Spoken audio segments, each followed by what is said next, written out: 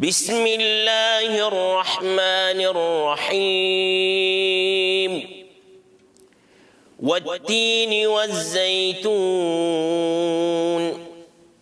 وطور سينين وهذا البلد الأمين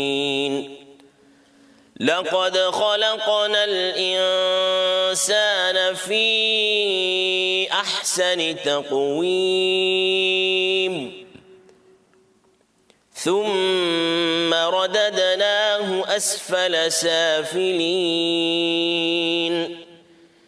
إلا الذين آمنوا وعملوا الصالحات فلهم أجر غير ممنون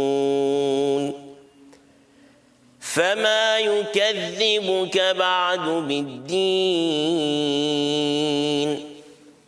أليس الله بأحكم الحاكمين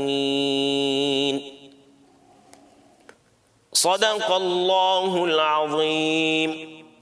سبحان ربك رب العزة عما يصفون وسلام على المرسلين والحمد لله رب العالمين.